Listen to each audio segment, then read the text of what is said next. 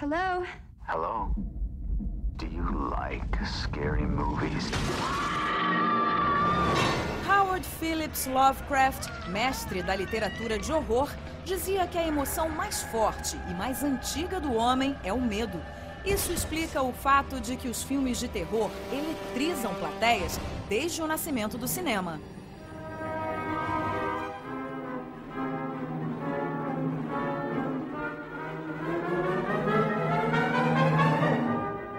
Os tormentos psicológicos de uma Alemanha mergulhada numa grande depressão econômica depois da Primeira Guerra foram exorcizados em filmes como O Gabinete do Dr. Caligari e Nosferatu. Nascia o expressionismo alemão.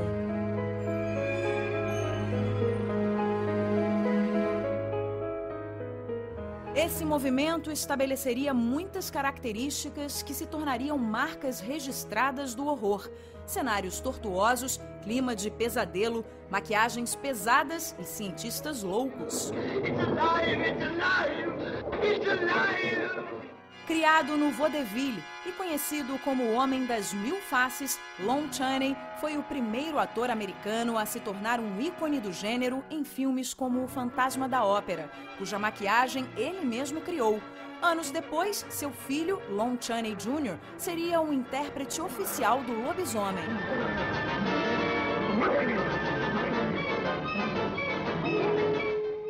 I am Dracula.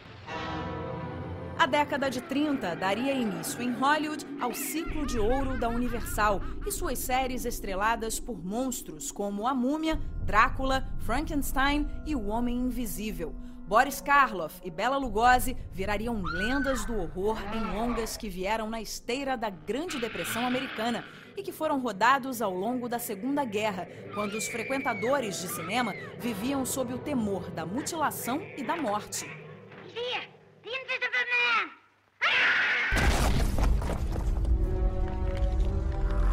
Abordando os conflitos entre a fé e a ciência, o escritor Robert Louis Stevenson influenciou a criação de O Incrível Hulk com o seu O Médico e o Monstro. O Dr. Jekyll liberava a fera interior, o Mr. Hyde, separando o bom e o mal que existia no homem.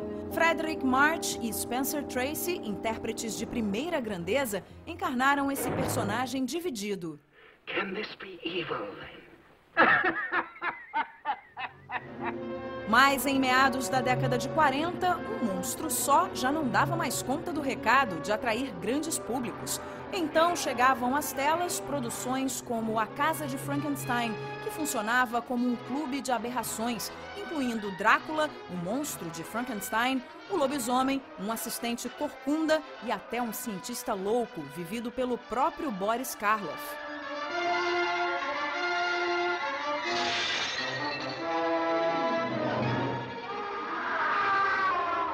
Mas o culto ao arrepio estava só começando.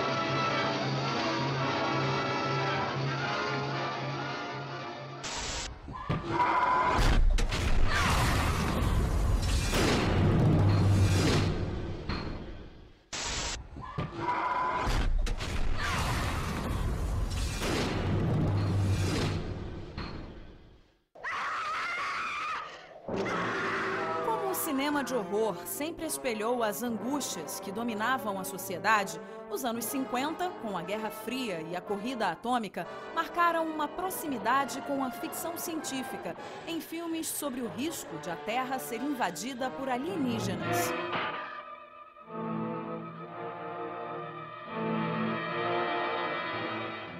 Já O Mundo em Perigo traz hordas de formigas gigantes atacando a própria humanidade, responsável por essa aberração. Yes, a fantastic mutation, probably caused by lingering radiation from the first atomic bomb. A paranoia comunista e o pavor da invasão russa foram transportados para as telas em longas como Vampiros de Almas, que foi refilmado várias vezes ao longo das décadas seguintes, simbolizando o medo de imigrantes ou a infiltração terrorista.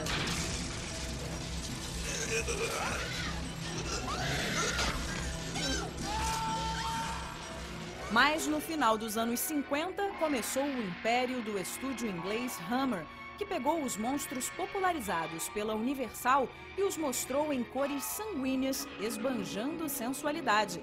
Christopher Lee e Peter Cushing viraram medalhões do horror. Mas em Hollywood, na ala dos filmes B, William Castle foi um diretor e produtor que adorava usar truques dentro e fora de seus filmes, como eficiente estratégia promocional. Esqueletos surgiam nas salas de cinema para aumentar o impacto de certas cenas. Seu lucro altíssimo incentivou Alfred Hitchcock a fazer seu próprio filme de horror de baixo orçamento, Psicose.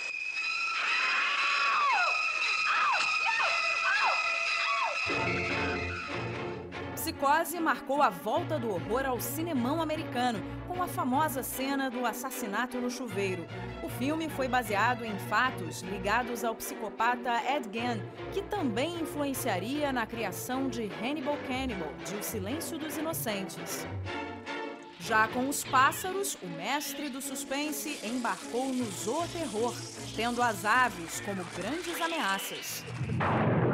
Voltando à ala B americana, Roger Corman, que influenciou de Spielberg a Scorsese, foi um dos mais criativos tradutores das histórias de Edgar Allan Poe para as telas. Filmava rápido e reaproveitava cenários e elencos. The pit and the pendulum. Já a Itália exportou o horror gótico de Mario Bava nos anos 50. Lucio Fulci mostrou seu senso de humor doentio nos anos 60 e Dario Argento iniciou a década de 70 com o Giallo, versão italiana para o suspense com psicopatas.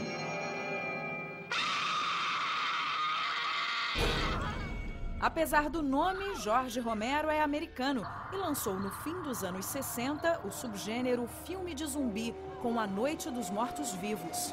Essa produção gerou uma série clássica, estrelada por cadáveres ambulantes que serviam como metáfora para o desfacelamento da família ou críticas ao consumismo. Em 2004, Zack Snyder rodou uma versão turbinada de Zombie, O Despertar dos Mortos, de Romero, rebatizada como Madrugada dos Mortos. Se os zumbis de Romero cambaleiam e se arrastam, os de Snyder têm fôlego de atleta, sinal dos tempos. When there is no more room in hell, the dead will walk the earth. Mas A Noite dos Mortos-Vivos foi influenciado pelo clássico da literatura de horror Eu Sou a Lenda, de Richard Matheson, ídolo de Stephen King. Eu Sou a Lenda foi levado às telas em 2 outras produções de pedigree, além da estrelada por Will Smith, que enfrentava criaturas infectadas por uma experiência que deu errado na cura contra o câncer. Vincent Price já encarou os zumbis em Mortos que Matam, e Charlton Heston foi a última esperança da Terra contra uma seita de condenados que pretendia dominar o planeta. José Mojica Marins é o representante brasileiro na seara do horror, com seu famigerado personagem Zé do Caixão. Num estúdio improvisado, num galinheiro, surgiram histórias que anarquizavam os valores da sociedade burguesa e a própria igreja.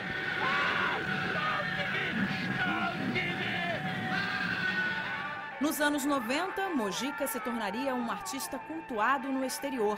Zé do Caixão viraria Coffin Joe.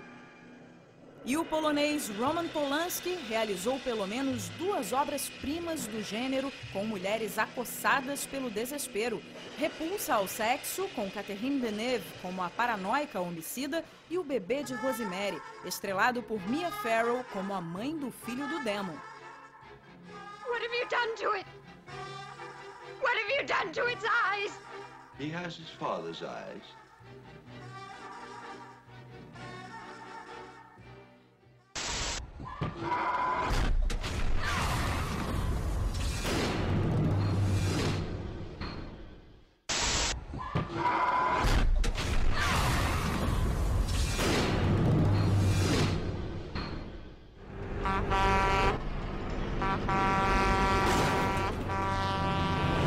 Nos anos 70, o cinema de terror seguiu o caminho do realismo.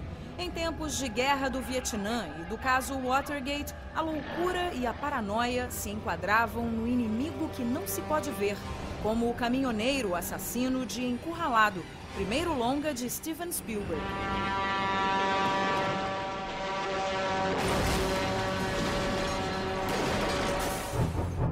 E Tubarão, um filme de monstro de Spielberg, foi pioneiro entre os blockbusters de verão.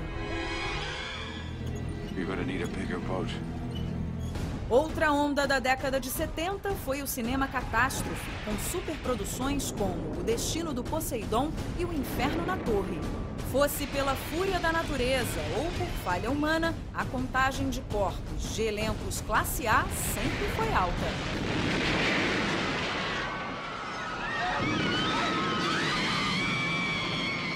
Tendo a sujeira como estética e a demência como conteúdo, um dos destaques da década foi a sátira doente ao núcleo familiar como refúgio sagrado com o clã canibal de O Massacre da Serra Elétrica, de Tobe Hooper.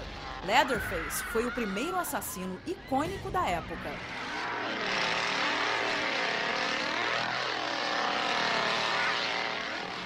O mesmo Hooper assinou um clássico de Casa Assombrada recheado de efeitos especiais, Poltergeist, o Fenômeno, produzido por Steven Spielberg no início dos anos 80.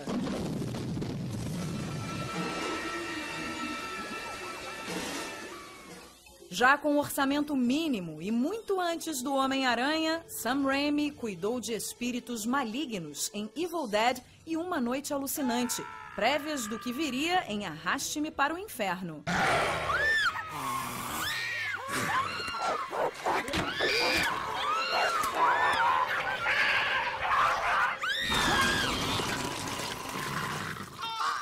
Em meio à ebulição do movimento pelos direitos civis e à crise do petróleo, a situação sociopolítica e econômica deixava claro que o vilão é que levaria a melhor. Único filme de terror a receber 10 indicações ao Oscar, O Exorcista virou um fenômeno de crítica e público ao fazer o horror brotar num ambiente cotidiano.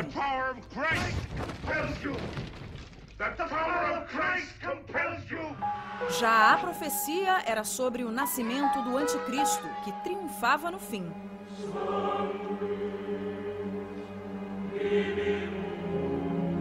Stephen King teve alguns de seus best-sellers adaptados por grandes diretores. Carrie, a Estranha, de Brian De Palma, tratava do caso da vítima de bullying que se vingava com seus poderes paranormais. O Iluminado, de Stanley Kubrick, trazia uma atmosfera de pesadelo, com Jack Nicholson possuído pela influência maligna de um hotel assombrado. Here's Johnny!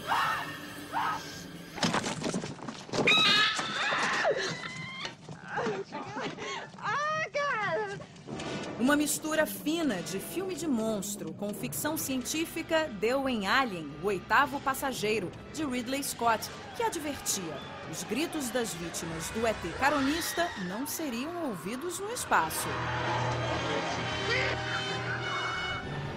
Já o italiano Dario Argento buscou inspiração nos pesadelos para criar a sua visão do horror.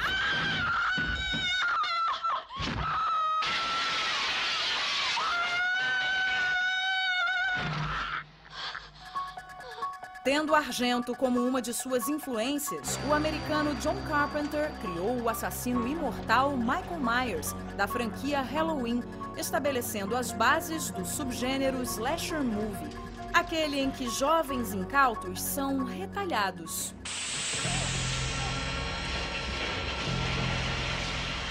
Mas Carpenter investiu em várias maneiras de assustar o público.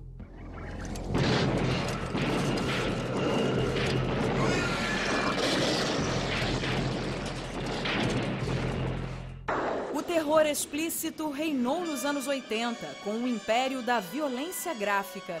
Inspirado em Michael Myers, entraram em campo Jason Voorhees, da série Sexta-feira 13, com sua máscara de hóquei, e Wes Craven criou o Fred Krueger, da franquia A Hora do Pesadelo, o bicho-papão de rosto esturricado e garras metálicas.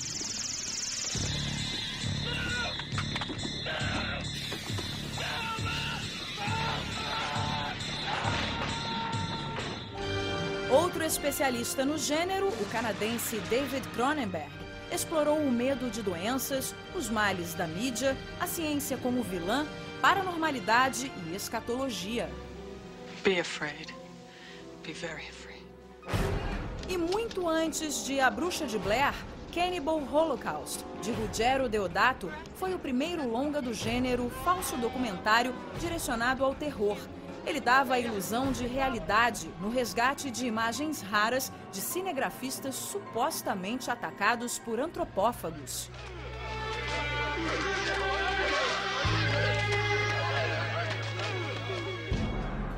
Filmes de lobisomem viraram uma febre no início da década de 80. Grito de Horror revelou Joe Dante, autor da versão original de Piranha, e John Landis injetou humor negro em Um Lobisomem Americano em Londres, que faturou o Oscar de maquiagem.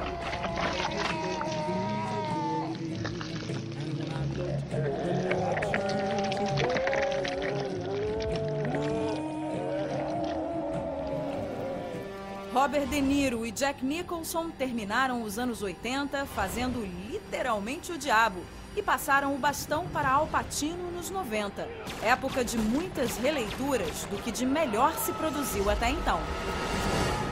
Vanity. Definitely my favorite sin.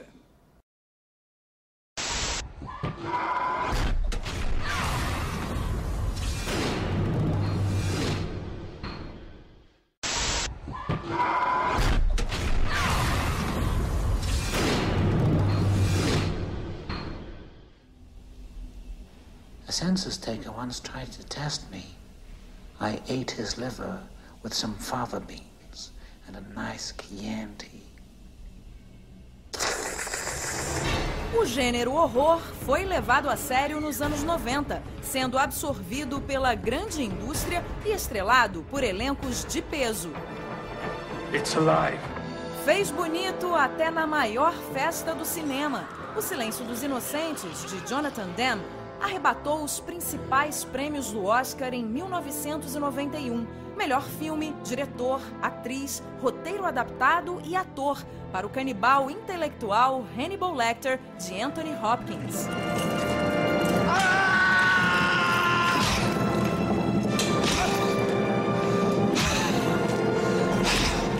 Robert De Niro esteve no páreo neste mesmo ano, com seu matador implacável em Cabo do Medo, de Martin Scorsese.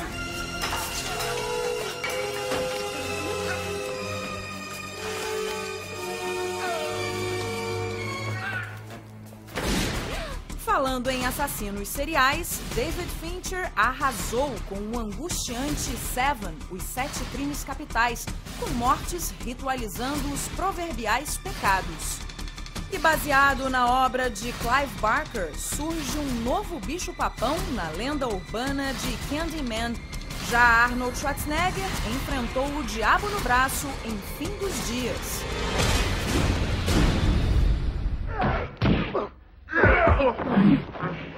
I kick ass for the Lord. O humor negro aplicado ao terror não saiu de cena, já que Peter Jackson, responsável por uma revolução nos efeitos especiais, cometeu seu filme trash de zumbi, o deliciosamente indigesto Fome Animal. The children of what sweet music, Dagmar. Na seção Clássicos Revisitados, Drácula e Frankenstein voltaram às telas com ficha técnica conceituadíssima e buscando fidelidade às suas fontes literárias. Francis Ford Coppola mostrou em Gary Oldman um rei dos vampiros multifacetado no longa Drácula de Bram Stoker. E Kenneth Branagh deu chance ao camaleão Robert De Niro de descobrir sua porção monstruosa em Frankenstein de Mary Shelley. I will have revenge. Frankenstein! Tom Cruise e Brad Pitt se enfrentaram como sanguessugas em Entrevista com o Vampiro, adaptação do livro de Anne Rice, conduzida por outro diretor de pedigree, Neil Jordan.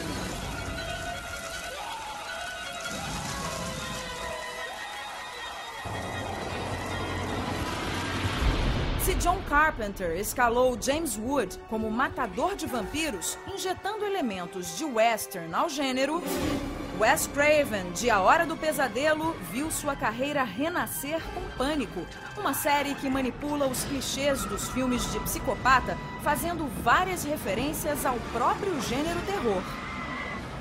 Don't panic. Na virada dos anos 2000, o diretor Robert Zemeckis e os astros Michelle Pfeiffer e Harrison Ford enveredaram pelo sobrenatural com Revelação.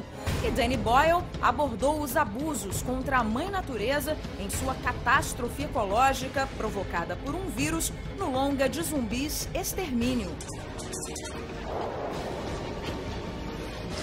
Falando em cadáveres ambulantes, o mestre desse subgênero, Jorge Romero, voltou à sua série com Terra dos Mortos. Zombies, man. They creep me out. E no mundo dos vivos, nenhum lugar é seguro. Uma plataforma de metrô bem urbana pode ser tão inóspita e povoada de aberrações quanto uma bucólica zona rural.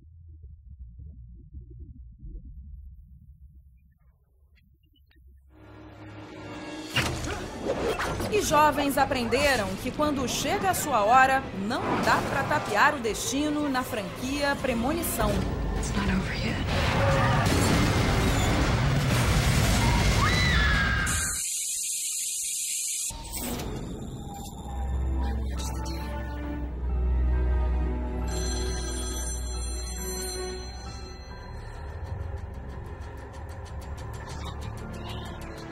O Oriente assombrou o mundo com sua produção de longas sobre espíritos vingativos. Hideo Nakata, com Ringo, e Takashi Shimizu e seu Ju-On causaram tanto impacto que Hollywood não tardou a refilmá-los. O próprio Takashi cuidou da versão americana.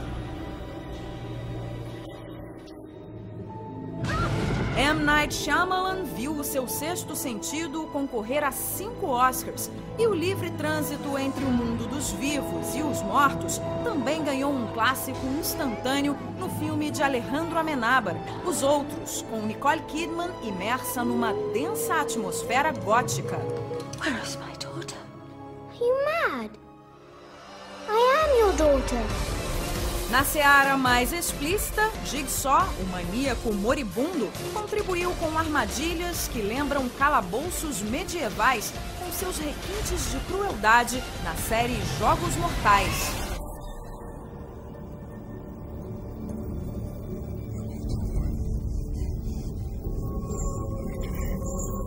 E videogames renderam uma vitoriosa franquia, Resident Evil, com vírus transformando pessoas em zumbis e gerando criaturas absurdas para Mila Jovovich enfrentar.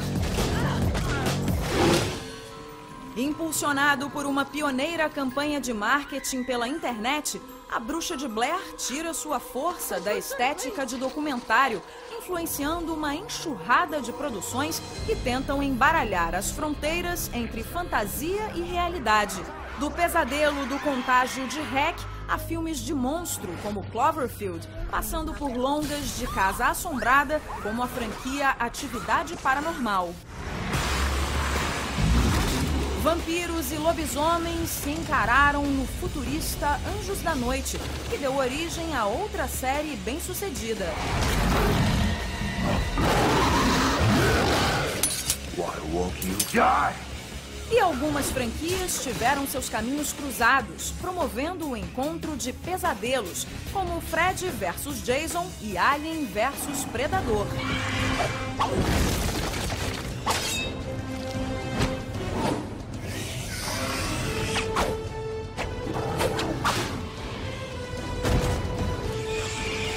Enquanto isso, monstros de várias eras também reencarnavam em remakes, que foram dos medalhões dos anos 70 e 80 ao clássico O Lobisomem, que rendeu homenagem ao original da década de 40.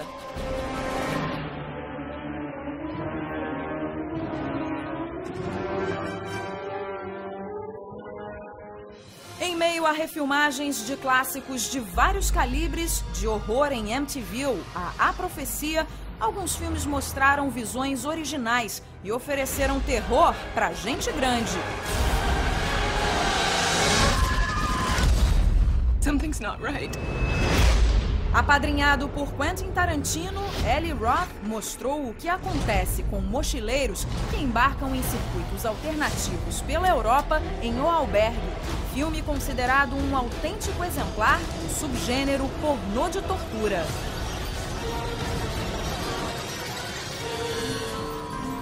O roteirista Aaron Kruger, de Pânico 3 e O Chamado, apresentou uma perturbadora incursão no universo do voodoo, urucubaca africana, em A Chave Mestra.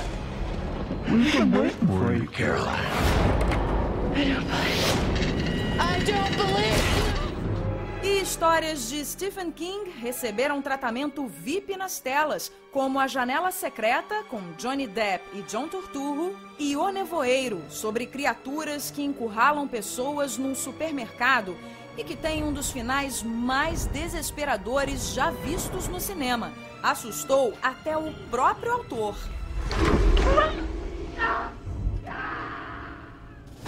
Um filósofo já disse que o horror é a luta pelo reconhecimento de tudo o que a nossa civilização reprime ou oprime.